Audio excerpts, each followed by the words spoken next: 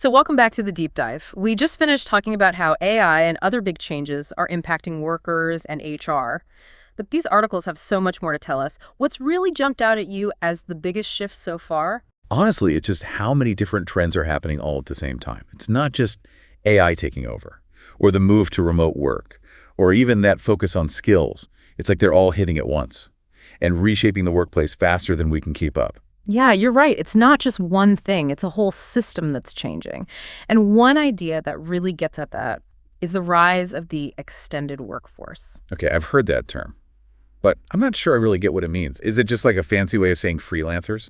It's a little broader than that. The extended workforce includes anyone a company uses who's not a traditional full-time employee. So that means freelancers, yeah. Yeah. But also independent contractors, gig workers, even consultants they bring in for specific projects. So it's like companies are realizing they don't need to have everyone on staff all the time. They can tap into a bigger pool of talent, depending on what they need at that moment. Exactly. And a few things are driving this trend, like companies needing very specific skills. They want more flexibility. And a lot of times it's just cheaper that way. I can see why companies like it. They get the expertise without having to commit long term.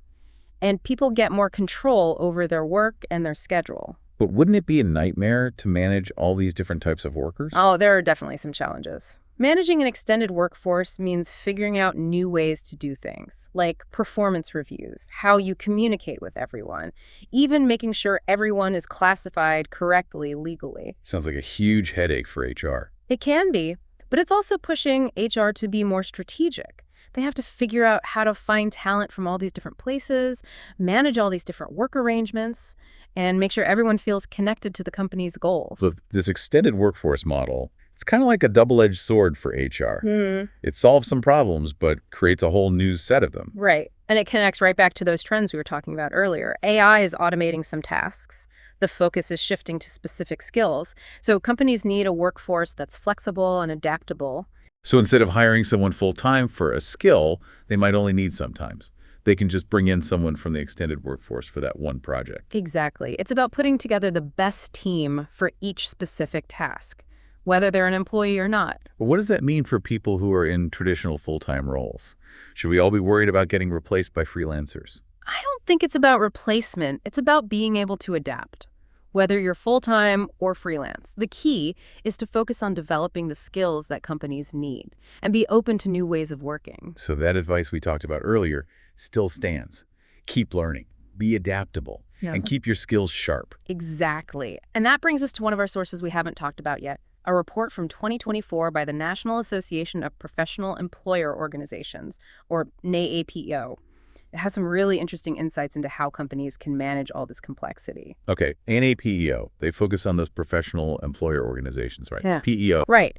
PEOs provide a bunch of HR services, mostly to small and mid-sized businesses, so those companies can focus on their main work, while the PEO takes care of all the employee stuff.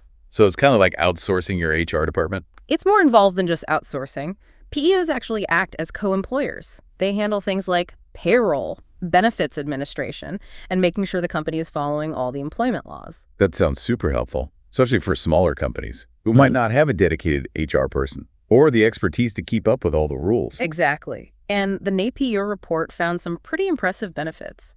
For companies that work with PEOs, for example, businesses using PEOs grew more than twice as fast as similar businesses that didn't use PEOs. Wow, that's a huge difference. I guess that's because those companies can focus on growing their business and coming up with new ideas instead of getting stuck in all the HR stuff. Exactly. They have the freedom to think strategically and go after new opportunities without all that administrative burden. And it's not just about growth. The report also found lower employee turnover rates among companies that use PEOs. That's a big deal these days.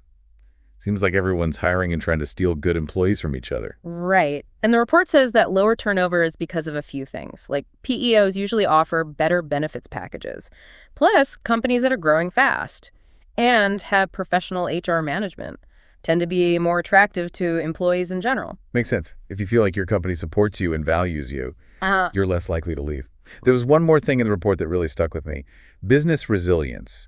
They found that companies working with PEOs were 50% less likely to go out of business compared to similar companies. That's a really powerful stat. It shows how much stability and support PEOs can provide. They help companies get through tough times and stay in business even when things are rough. So it seems like PEOs could be a game changer, especially for smaller companies trying to stay competitive in this crazy world of work that's constantly changing. It's definitely something to think about. The NAPEO report has a lot of great information about how this model can benefit both companies and their employees. It's like having a partner to help you with all the HR stuff and all the talent management challenges. Someone to keep you up to date on what's working and make sure you're not falling behind. That's a great way to put it. And these days, that kind of partnership can be really valuable. We've talked about a lot today. AI, skills-based hiring, the extended workforce, and now PEOs. But there's another really important part of this conversation we haven't gotten to yet. What's up? The human side of all this. It's easy to get caught up in the technology and all the trends, but we can't forget that work is really about people.